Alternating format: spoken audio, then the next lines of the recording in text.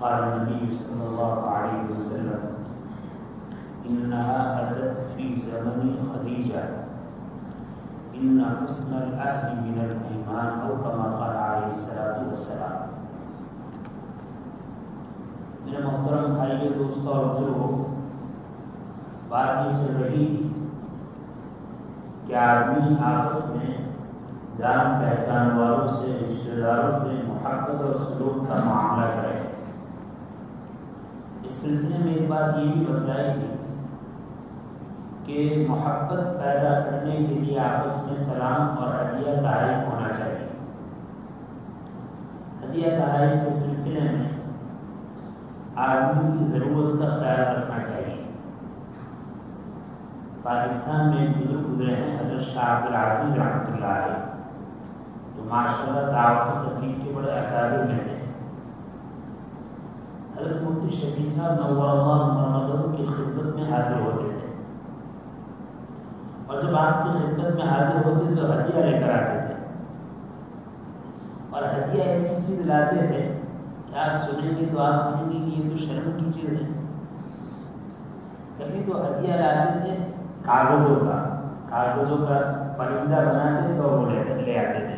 جیسے چھوٹے چھوٹے کاغذ ہوتے تھے وہ، یا ایسا سمجھو کہ ڈائری. کبھی آیا تو کوئی قلم لے آیا، کبھی آیا تو دوا کھڑیا جس کو ہم بولتے ہیں روشنائی کا سیاہی کا، وہ کھڑیا لے کر آتے تھے.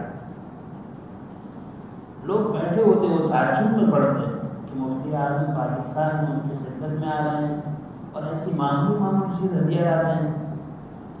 لیکن حضرت مفتی شفیع صاحب رحمۃ اللہ علیہ ان کے آنے سے اور ان کی ہدیوں سے بہت خوش ہوتے اور کہتے تھے کہ یہ آدمی بڑے عقلمند اور سمجھدار ہے.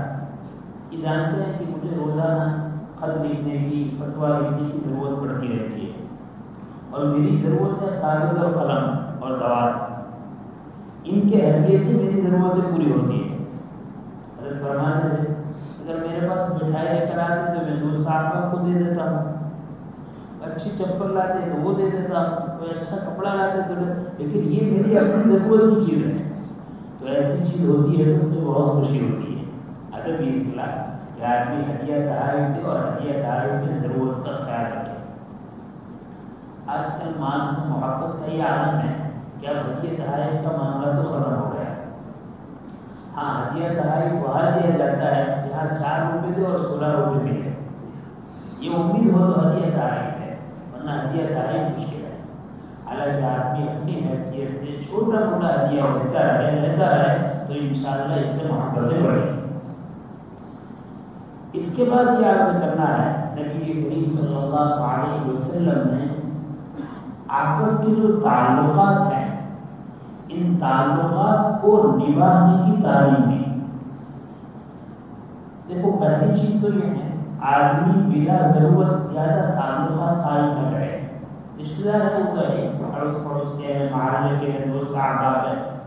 بستی سے باہر، گاؤں سے باہر، علاقے سے باہر، ضلع سے باہر بے ضرورت زیادہ تعلقات قائم نہ کریں. اور اگر کہیں کسی ضرورت کی وجہ سے تعلق ہوا ہے تو اس تعلقوں کو نبھائے. شریعت کا مزاج یہ ہے کہ جو تعلقات ہے اس کو نبھائے رکھو. بعض لوگوں کی عادت ہوتی ہے کہ پہچان اور تعلقات بہت کرتے ہیں لیکن اس کے بعد اس کو نبھاتے نہیں. شریعت کا مزاج یہ ہے کہ جتنے تعلقات ہیں یا جتنے تعلقات تم نے آپس میں قائم کیے ان تعلقات کو نبھاؤ. حضرت عائشہ صدیقہ رضی اللہ تعالیٰ عنہ فرماتی ہے ایک مرتبہ نبی کریم صلی اللہ علیہ وسلم کی خدمت میں ایک بوڑھی عورت آئی. جب آپ نے دور سے انہیں دیکھا کہ وہ آ رہی ہے، جب قریب آئی گھر کے تو آپ اس کے استقبال کے لیے کھڑے ہو گئے. جب گھر میں داخل ہوئی بہت اعزاز و اکرام کیا، عزت کی جگہ پر بٹھایا اور اس کی خاطر دروازوں مہمان نوازی کی. جب جانے لگی تو ہدیہ تحائف پیش کیے اور بڑے اچھے کلمات کے ساتھ ان کو رخصت کیا. حضرت عائشہ صدیقہ رضی اللہ تعالیٰ عنہا فرماتی ہے میں نے عرض کیا ہے کہ رسول یہ کون عورت ہے جن کے ساتھ آپ نے بہت زیادہ حسن سلوک کا معاملہ کیا؟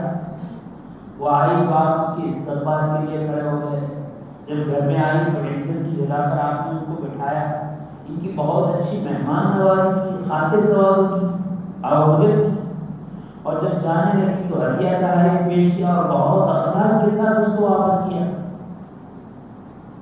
نبی کریم صلی اللہ علیہ وسلم نے ارشاد فرمایا عائشہ یہ وہ عورت ہے جو خدیجہ کے زمانے میں خدیجہ کے پاس آیا کرتی تھی، یعنی خدیجہ کی سہیلی ہے۔ آپ دیکھیے امام الانبیاء محمد رسول اللہ صلی اللہ علیہ وسلم صرف اپنے تعلقات کو نہیں، بیوی نے جو تعلقات بنائے رکھے تھے، بیوی کے جن عورتوں کے ساتھ تعلقات تھے، نبی کریم صلی اللہ علیہ وسلم نے ان کو بھی نبھایا۔ کوئی رشتہ نہیں، کوئی پہچان نہیں، بس یہ کہ یہ خدیجہ کی سہیلی ہے۔ اس سے کیا معلوم ہوتا ہے؟ ہمارے گھر میں ہمارے والد، ہماری والدہ، ہمارے نانا، دادا، چچا، ماموں ان کے تعلق والے ہیں۔ اگر وہ دنیا سے چلے گئے، والد چلے گئے، والدہ چلے گئی، ماموں چلے گئے، دادا چلے گئے، نانا چلے گئے، ان کے جو تعلقات والے ہیں ان کے ساتھ تعلق کو نبھائے رکھنا چاہیے۔ مادیت کے دور کا یہ حال ہے کہ دو آدمی کے آپس میں بہت زبردست تعلقات، بھائی نہیں ہیں لیکن تعلقات بھائی سے زیادہ، محبت بھائی سے زیادہ، ایسے تعلقات ہیں کہ ایک دوسرے کے بغیر کھانے کے لیے تیار نہیں۔ لیکن جب ان میں سے ایک کا انتقال ہوا، پھر اس کے بعد جو دوسرا دنیا میں باقی ہے، اب یہ انتقال کرنے والے کی اولاد وہ سمجھتے ہیں کہ یہ تو باجی نہ تعلق والا ہوتا ہے، اپنا تو کوئی تعلق نہیں، یہ تو باپ کے تعلق والے تھے، ہمارا کوئی تعلق نہیں۔ اور مادیت کی دنیا میں آپ کو بتاؤں کہ اگر آپ یورپ ممالک میں چلے جائیں، اور اب تو قریب دنیا کا یہ حال ہے، مثلاً ایک باپ ہے اور باپ کا بھائی ہے، تو اگر باپ کی اولاد کو پوچھیں گے یہ کون ہے تو کہ ہمارا باجی میں آئے گا، یہ کہنے کے لیے تیار نہیں کہ میرا چچا ہے۔ ماموں ہے تو یہ کہنے کے لیے تیار نہیں کہ ماموں میرے باپ کے رشتے دار ہیں، میری ماں کے رشتے دار ہیں، اور بہت بہت تو کزن کا بڑا نکال جیسا ہے تعلقات کا، رشتے داری کا، اور اسی طریقے سے آپس میں محبت کا کبڑا نکال ہے۔ اسی لیے وہ بچے کہتے ہیں بہتر لوگ ہمارے والد کے رشتے دار ہیں، ہماری والدہ کے رشتے دار ہیں، ہمارے اوپر کے رشتے دار ہیں، کون ہے ہمیں معلوم ہے۔ نبی کریم صلی اللہ علیہ وسلم نے اس واقعے سے دو چیز کی طرف اشارہ فرمایا، جو تعلقات ہیں اس تعلقات کو نبھاؤ، باقی رکھو، اور ہمارے اگلوں کے اور بڑوں کے جن کے ساتھ تعلقات تھے وہ تعلقات کو نبھائے رکھو۔ اپنے تعلقات تو ہے ہی، لیکن اپنے بڑوں کے جن کے ساتھ تعلقات ہیں ان تعلقات کو بھی نبھائے رکھو۔ نبی کریم صلی اللہ علیہ وسلم کی خدمت میں ایک آدمی، ایک نوجوان آیا، اور آنے کے بعد عرض کرنے لگا کہ یا رسول اللہ میرے والد کا انتقال ہو گیا، اور میں ان کی زندگی میں ان کا جیسا احترام کرنا چاہیے تھا، جیسی خدمت کرنی چاہیے تھی، جیسی قدر کرنی چاہیے تھی، میں نہیں کر سکا، اب میرے لیے کیا شکر ہے؟ نبی کریم صلی اللہ علیہ وسلم نے ارشاد فرمایا کہ ارے بھائی تیرے والد کے جن لوگوں کے ساتھ تعلقات تھے ان تعلقات کو نبھایا دیکھو، اور پھر یہ فرمایا کہ اگر تو نے ان کے ساتھ تعلق کو نبھائے رکھا تو ہو سکتا ہے یہ تلافی ہو جائے تیرے والد کی، تو نے زندگی میں قدر نہیں کی اس کی۔ اتنی بڑی چیز ہے۔ آج ہمارا حال یہ ہے، دو حقیقی بھائی ہیں، حقیقی بھائی بہن ہیں، قریبی رشتے دار ہیں، یا دو بہت گہرے دوست ہیں، معمولی چند ڈگریوں کی خاطر، چند پیسوں کی خاطر وہ دوستی، وہ تعلقات آن کی آن میں ختم کر دیتے ہیں، لمحے میں ختم کر دیتے ہیں۔ دیکھو ایک ہے تعلقات کو نبھانا، تعلقات بنانا، اور بنانے کے بعد نبھائے رکھنا۔ تعلقات بنانے میں ایک وقت لگتا ہے، لیکن تعلقات کو توڑنے میں وقت نہیں لگتا ہے۔ حضرت مفتی تقی عثمانی صاحب دامت برکاتہ فرماتے ہیں کہ ہمارے ملنے جلنے والے ہمارے عمر سے بڑے، ہمارے والد کے عمر کے آدمی، بہت نیک اچھے آدمی تھے، لیکن ہر اچھے آدمی میں کوئی نہ کوئی تو کمی اور برائی ہوتی ہے، انسان۔ ایک معیار ہمارا یہ بھی ہے کہ ہم کسی کو اچھا دیکھنا چاہتے ہیں تو وہ ایسا دیکھتے ہیں کہ فرشتہ ہونا چاہیے۔ فرشتے کی صفت ہے کہ اس کے اندر برائی نہ ہو، کمی نہ ہو، عیب نہ ہو۔ انسان کے اندر تو عیب بھی ہوں گے، کمالات بھی ہوں گے۔ اگر عیب کے مقابلے میں کمالات دیا جائے وہی ولی ہے، وہی بزرگ ہے، وہی اچھا ہے۔ باقی ہم یہ تلاش کریں کہ ایسا آدمی جن کے اندر کوئی عیب بھی نہ ہو تو یہ تو ملنے والا نہیں۔ آپ صلی اللہ علیہ وسلم کی حیات دنیا سے تشریف بری کے بعد جتنا زمانہ گزرتا جائے گا اور قیامت کے قریب ہوتا جائے گا، ساری خیر میں، ساری نیکیوں میں کمی آتی چلی جائے گی۔ تو ہمارا معیار کیا بنے؟ اپنے بارے میں تو یہ معیار نہیں کہ ہمارے اندر کچھ کمی اور برائی نہیں رہنی چاہیے۔ ہم جس کو بناتے ہیں کہ کوئی بزرگ کو بناتے ہیں، بزرگ یعنی فرشتہ ہے، اس سے کوئی غلطی ہوئی نہیں تھی۔ جن کے اندر جن کی نیکیاں برائیوں سے بڑھ کر ہے، جن کے کمالات ان کے عیب سے بڑھ کر ہیں، وہ ماشاءاللہ نیک سال ہے، وہ اللہ والا ہے، وہ دیندار ہے۔ باقی کمی ہوتا ہے ہر ایک میں رہتی ہے، وہ تو حضرات انبیاء علیہ السلام کی مقدس جماعت ہے، حضرات صحابہ کی مقدس جماعت ہے، ایک معصوم ہے، دوسری محفوظ ہے۔ باقی انسانوں میں کمی ہوتی ہے۔ مفتی صاحب رحمۃ اللہ فرماتے ہیں کہ ہمارے والد کے تعلق والے بڑے نیک سال ہیں، لیکن ایک کمی یہ تھی کہ وہ جس پر چاہتے تنقید کرتے تھے، اعتراض کرتے تھے۔ لوگوں کی بات مطلب عادت ہوتی ہے، اور تنقید اور اعتراض بھی بہت محبت بھرے انداز میں۔ اس آدمی کی برائی کرنا ہو تو سیدھی برائی نہیں کریں گے، پہلے 5 تعریف کریں گے پھر ایک چھوڑ دیں گے کہ وہ، لیکن وہ ایسا ہے، وہ حرام ہے، وہ تو کفر نہیں، بڑے کمی سے ہے، یہ برائی کا انداز غلط طریقہ ہے۔ تو ان کی عادت تھی اعتراض کی، کبھی کسی پر، کبھی کسی کے خلاف، کبھی کسی کے خلاف۔ حضرت مفتی صاحب فرماتے ہیں کہ میرے ساتھ ایک مرتبہ ملاقات ہوئی، اور ملاقات کے درمیان انہوں نے ایک آدمی پر ایسا اعتراض کیا، ایک شخصیت پر ایسا اعتراض کیا کہ میں برداشت نہیں کر سکا، بڑے تھے اس نے خاموش کر دیا، مجھے بہت غصہ آیا۔ کہا کہ میں گھر آیا، گھر آنے کے بعد میں نے خط لکھا ان کے نام، اور اس خط میں لکھا کہ آپ نے جو اعتراض کیا ہے، جو تنقید کی ہے، اس سے مجھے اتنی تکلیف ہوئی، اتنا پریشان ہوا کہ برداشت باہر ہے، آپ عمر میں بڑے ہیں، اس لیے میں خاموش رہ گیا۔ اب میں آپ کو اطلاع دیتا ہوں کہ آپ کی اس کارروائی کی وجہ سے لوگ بھی پریشان ہیں، ہر ایک یہ کہتے ہیں کہ آپ ہمیشہ اعتراض کرتے رہتے ہیں، تنقید کر رہتے ہیں، میں آپ سے آج تعلقات ختم کرتا ہوں۔ خط لکھا، لیکن حضرت مفتی صاحب فرماتے ہیں کہ میری عادت تھی جب بھی کوئی کام کرنا چاہتا تو اپنے والد بزرگوار سے مشورہ کر لیتا، آج یہ چیز ہم سے ختم ہو گئی۔ ہم جو بھی کام کرنا چاہتے ہیں، ہم سمجھتے ہیں ہم سے بڑا کوئی نہیں، ہم سے زیادہ سمجھدار کوئی نہیں، ہم سے زیادہ علم والا کوئی نہیں، ہم سے زیادہ عقل والا کوئی نہیں، ہم جو کریں گے اپنی رائے کو کریں گے۔ بعض تو بیچارے نادانی میں کہتے ہیں بندہ نہیں ہمارا کروانے آتا۔ یہ جو ظاہر اثر ہے نا، یہ آدمی کو کب جاتا ہے جب بہت بڑی ٹھوکر کھاتا ہے، بہت بڑا گھاٹا اٹھاتا ہے، بہت بڑا نقصان اٹھاتا ہے، ایسی مصیبت میں مبتلا ہو جاتا ہے کہ بظاہر اس سے نکلنے کا کوئی راستہ نہیں ہوتا۔ تب سمجھ میں آتا ہے کہ میں کہتا ہوں سب کی سننا چاہیے، اپنی کرنا چاہیے، یہ صحیح ہے، غلط، بہت غلط ہے۔ آدمی کو ہمیشہ اپنے والد بزرگوار، اپنے مشائخ، اپنے اکابر، اپنے شیوخ، ان میں سے کسی کو اپنا مرشد بنانا چاہیے، اور مرشد بنانے کے بعد ہر کام کرنے سے پہلے ان سے مشورہ کرنا، یہاں تک کہ کوئی اچھا کام کرنا ہو، نیک کام کرنا ہو تو بھی ان سے مشورہ کرنا چاہیے۔ بزرگوں کا تو یہ حال تھا کہ وہ اگر کوئی کتاب بزرگوں کی پڑھنا چاہتے تھے تو اپنے بڑوں سے مشورہ کرتے، نئی کتاب پڑھیں، کتاب پڑھنا کوئی بری چیز ہے۔ وظیفہ پڑھنا چاہتے تو پوچھتے تھے وظیفہ پڑھو، درود شریف اتنی مقدار میں، کلمہ طیبہ اتنی مقدار میں، کلمہ تنجید اتنی مقدار میں، استغفار پڑھوں، یہ پوچھ کر۔ کیوں؟ ہم اپنی سوچ سے، اپنی سمجھ سے کر لیتے ہیں، بعد مرتبہ اس میں فائدے کے بجائے نقصان ہوتا ہے۔ اس لیے آدمی کو یہ چاہیے کہ ہر کام میں، چاہے وہ دین میں ہو چاہے دنیا میں ہو، اپنا کوئی ایک مشیر بنائے اور اس مشیر کے مشورے سے کام کرے۔ لیکن اس میں ایک چیز کا خیال رکھنا ہے، آج کل لوگ مشورہ لینے نہیں آتے، مشورہ لینے آتے ہیں۔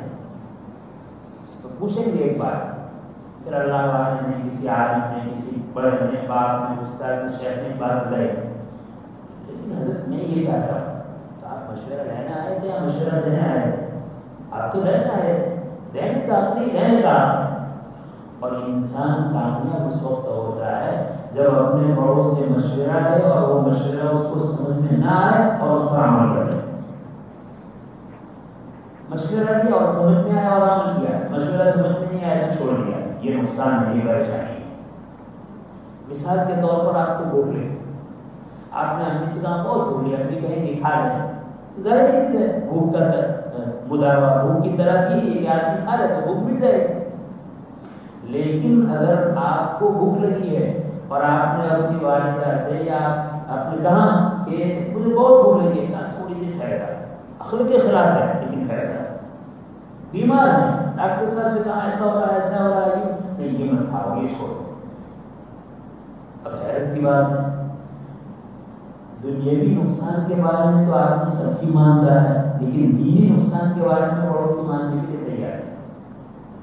کوئی فارم بھرنا ہے، وکیل صاحب کہیں گے ایسا ہے جی جی ایسا ہے جی ایسا ہے، ڈاکٹر صاحب کہیں گے ایسا جی ایسا جی ایسا جی، انجینئر صاحب کہیں گے ایسا جی، مولوی صاحب کہیں گے یہ سمجھ میں نہیں آتا ہے، آپ کی عقل کی بات ہے۔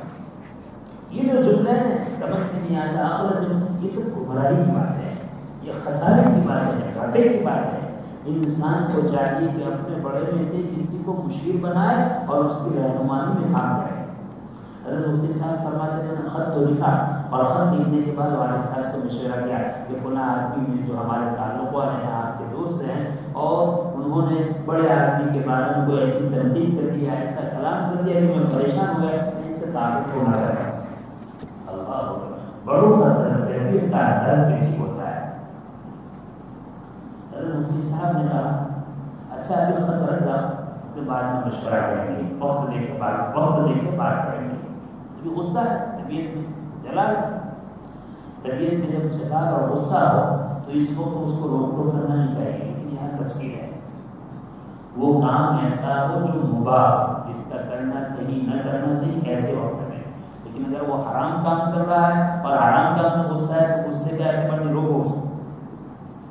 شراب پینا چاہتا ہے، نہیں کچھ بھی ہو جائے میں تو کچھ پیوں گا، کسی کو مارنا چاہتا ہے، نہیں میں تو اس کو ماروں گا، مجھے چھوڑ دو، میں اس کو روکنا پڑے گا۔ فرائض ٹوٹتے ہو، واجبات ٹوٹتے ہو، ایسے وقت میں کسی کا لحاظ نہیں رکھا جائے گا۔ غصہ بناوٹی ہے اور واقعی میں غصہ بناوٹی ہے۔ آدمی کو کتنا ہی بڑا غصہ آ جائے، اس کا کوئی بڑا آتا ہے تو پاجامہ مل جاتا ہے، یہ آدمی کی خاصیت ہے۔ تو آدمی کو چاہیے کہ اس طریقے سے اگر کوئی برائی کر رہا ہے، برائی پر تو فوراً روکو، محبت سے، اخلاق سے، نرمی سے، گرمی سے۔ لیکن اگر کوئی ایسا کام کر رہا ہے جس کے دونوں پہلو ہے، کرے تو بھی صحیح نہ کرے تو بھی صحیح، وہاں فوراً روک ٹوک اچھی نہیں ہے۔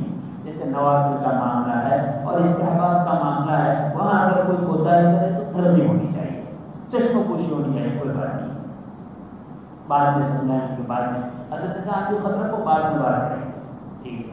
ایک دن ہو گیا، ایک دن ہو جانے کے بعد حضرت نے بلایا، بلانے کے بعد کہا کہ میاں تقی ان کے ساتھ ہمارے تعلقات ہیں اور تعلقات کو نبھانا یہ مشکل کام ہے اور تعلقات کو توڑنا آسان کام ہے۔ توڑنا ایسا کام ہے کہ جب چاہے آدمی توڑ سکتا ہے، لیکن نبھانا یہ ایسا کام ہے کہ جب چاہے تب نبھا لے، اس کے لیے لمبا زمانہ چاہیے۔ دیکھو آپ نے خط لکھا، مفتی صاحب فرماتے ہیں، مفتی صاحب کو فرمایا ان کے والد نے کہ آپ نے خط لکھا، میں نے بھی خط لکھا ہے، یہ پڑھو اور یہ پڑھو، اس کے بعد جو مناسب ہو اس میں بھی تربیت کرتا ہے۔ لیکن یہ تربیت کب؟ بیٹا ایسا مطیع اور فرما بردار ہو، ماں کا جیسا مطیع اور فرما بردار ہو کہ وہ بڑوں کی بے چنو چرا مان لے، نہ سمجھ میں آئے تو بھی مان لے۔ مفتی صاحب نے کہا میں نے جو پڑھا ہوں والد صاحب کا خط میں حیران رہ گیا، والد صاحب نے اس میں وہی باتیں لکھی جو میں نے لکھی تھی، ایک جملہ کاٹ دیا۔ مفتی صاحب فرماتے کہ میں نے یہ لکھا تھا تمہارے ان جملوں سے، تمہاری تنقید سے مجھے بہت تکلیف ہوئی، بہت پریشانی ہوئی، اتنی پریشانی ہوئی کہ میں آپ کے سامنے بول دیتا، لیکن بڑے ہونے کی وجہ سے خاموش ہو گیا، آج سے میں تعلقات ختم کر رہا ہوں۔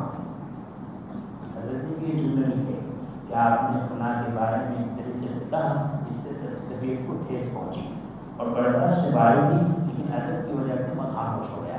لیکن وہ جملہ لکھا تھا کہ میں آپ سے تعلقات ترک کرتا ہوں، ختم کرتا ہوں، اس کو کاٹ دیا. اور اس کے بعد فرمایا تعلقات جوڑنا ہی نبی کی سنت ہے، تعلقات کو توڑنا ہی نبی کا طریقہ نہیں. فرماتے ہیں کہ یہ جو ارشاد حضرت والد صاحب کا کہ تعلقات کو جوڑنا اور نبھانا یہ کمال ہے، یہ نبی کی سنت ہے. تعلقات کو توڑنا یہ کمال نہیں ہے، یہ سنت نہیں. میں نے اس کو دل میں لپیٹ لیا، باندھ لیا، اس سے مجھے فائدہ ہی فائدہ پہنچا. لیکن کبھی ایسا ہوتا ہے کہ آدمی کے کسی کے ساتھ تعلقات ہے اور تعلقات میں سامنے والے سے کبھی ایسی حرکت ہو جاتی ہے کہ دل کو بڑی تکلیف پہنچتی ہے، تو اس وقت تعلقات کو توڑ دینا چاہیے یا باقی رکھنا چاہیے؟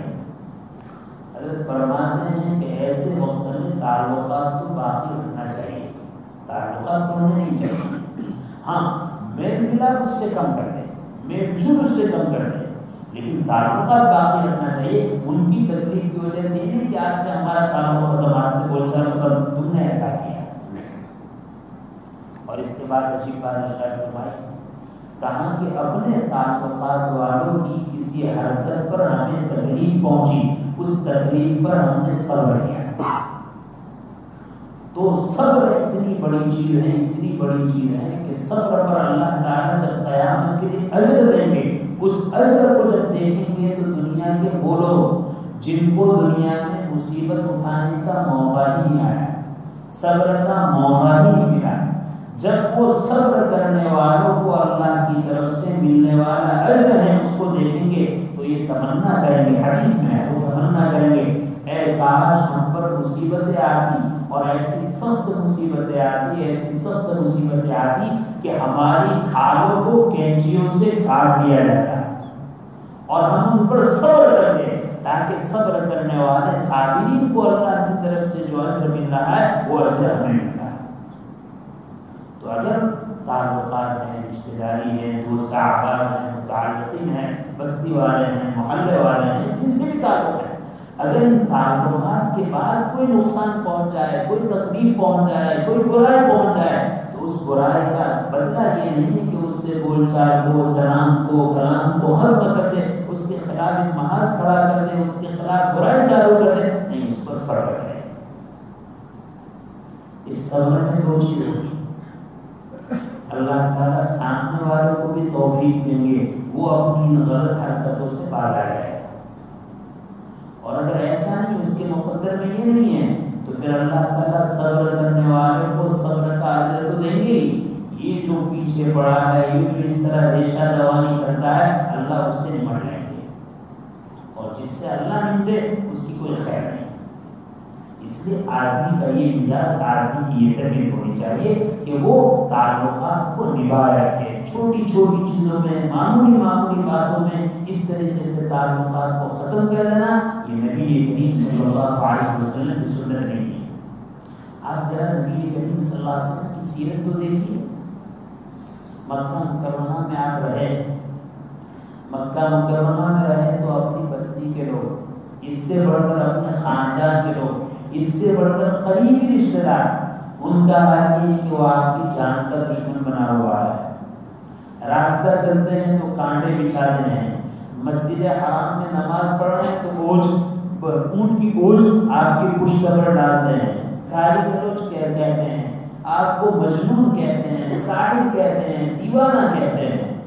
اور آپ بھی نہیں، آپ کے اوپر جو ایمان لاتا ہے اس پر سخت تکلیف کے پہاڑ اس پر توڑ دیتے ہیں، اس پر ڈال دیتے ہیں، سخت پہاڑ مصیبت کے ڈالتے ہیں. یہاں تک حالات بدلے، یہاں تک بدلے کہ آپ صلی اللہ علیہ وسلم کو ہجرت کرنی پڑی، آپ کو اپنا وطن مبارک چھوڑنا پڑا. اور وطن کی محبت یہ تو فطری چیز ہے، طبیعی چیز ہے.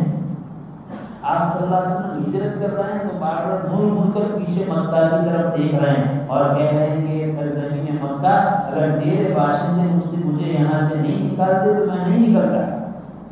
اس افسوس کے ساتھ نکلنا ہے اور تکلیف اور مسائل کو چھیڑ کر نکلنا ہے. لیکن فتح مکہ کے موقع پر نبی کریم صلی اللہ علیہ وسلم حق تعالی شانہ کی طرف سے فاتح بن کر جب دوبارہ شہر میں داخل ہوتے ہیں، باپ ظلم و زیادتی تو بہت دور کی بات، عدل کے ساتھ بدلہ لینے کا بھی نام نہیں۔ ظلم و زیادتی وہ تو انبیاء کی شان کے خلاف ہے، وہ تو نہیں۔ عدل انصاف کہ انہوں نے جو مسائل اٹھائے، انہوں نے جو پریشانی کی، انہوں نے جو تکلیفیں پہنچائی، ان تکلیف کا اتنا ہی بدلہ لیا جائے، وہ بھی آپ صلی اللہ علیہ وسلم کا تیار نہیں۔ آپ تم طلقاء، تم سب کے سب آزاد ہو، آج کسی پر جرم نہیں کیا جائے گا، آج پھر کسی پر زیادتی نہیں کی جائے گی، آج کسی کو سزا نہیں دی جائے گی، آج کسی سے بدلہ نہیں لیا جائے گا۔ بلکہ سیرت کی بات کتابوں میں تو ملتا ہے کہ فتح مکہ کے موقع پر نبی کریم صلی اللہ علیہ وسلم نے جو چند دنوں کا قیام مکہ مکرمہ میں فرمایا، رات ہوتی ہے، مکہ والے سو جاتے ہیں، آپ صلی اللہ علیہ وسلم کے ساتھ سفر سے آئے ہوئے مدینہ کا ایک بہت بڑا قافلہ، ایک پوری جماعت صحابہ کی وہ سو جاتی ہے، آپ صلی اللہ علیہ وسلم سواری پر سوار ہوتے ہیں اور مکہ کی گلیوں میں گشت لگاتے ہیں۔ بعض ساتھی پوچھتے ہیں یا رسول اللہ اس کو کیسا کیا ضرورت پڑی؟ کہا کہ ہمارے ساتھ ہمارے وہ ساتھی ہیں جو مکہ سے بہت زیادہ تکلیف اٹھا کر ہجرت کر کے مدینہ پہنچے ہیں، اللہ نے فاتحہ شان کے ساتھ اس پوری جماعت کو آج مکہ میں داخل کیا ہے۔ ایسا نہ ہو کسی کو جذبہ انتقام بھڑک جائے اور مکہ کے رہنے والے باشندوں کو تکلیف پہنچا دے، اس نگرانی کے لیے میں گشت رہا ہوں۔ یہ ہے میرے آقا کا حق۔ اب ذرا آقا کا حق دیکھیے اور اپنا حق دیکھیے، ضرورت اس بات کی ہے آدمی اپنے دل کو نرم کرے، آدمی اپنے جذبات کو سنبھالے، اپنے جذبات کو کچلے اور اس کی بات یہ سمجھے کہ میرے آقا کا کیا حال تھا، میرے آقا نے اپنے دوستوں کے ساتھ، اپنے رشتہ داروں کے ساتھ تو بہت دور کی بات، اپنے جانی دشمنوں کے ساتھ اس نے سلوک کا کیسا مظاہرہ کیا۔ اگر یہ چیز ہمارے اندر آ گئی تو انشاءاللہ دنیا میں نفس و شیطان کے علاوہ ہمارا کوئی دشمن نہیں رہے گا، سب ہمارے۔ اللہ تعالیٰ شانہ ایسے اخلاق سے، ایسے اوصاف سے، ایسے کمالات سے ہم سب کو مالا مال فرمائے۔ اپنے وہ بھائی جو ہم سے روٹ گئے ہیں، اپنے وہ بھائی جو ہمارے پیچھے پڑے ہوئے ہیں، اپنے وہ بھائی جو ہمیں تکلیف پہنچانا چاہتے ہیں، دل و جان سے ان کو معاف کر دیں، ان کے لیے دعائیں کریں۔ انشاءاللہ آج اگر وہ مخالف ہیں کل ہمارا موافق ہوگا، آج مخالف ہیں کل ہمارا معاون ہوگا، آج ہم سے منافقت کر رہا ہے کل انشاءاللہ مخلص ہوگا۔ اللہ تعالیٰ شانہ ان کئی سنی باتوں پر ہم سب کو عمل کی توفیق نصیب فرمائے۔ آمین۔ الحمدللہ۔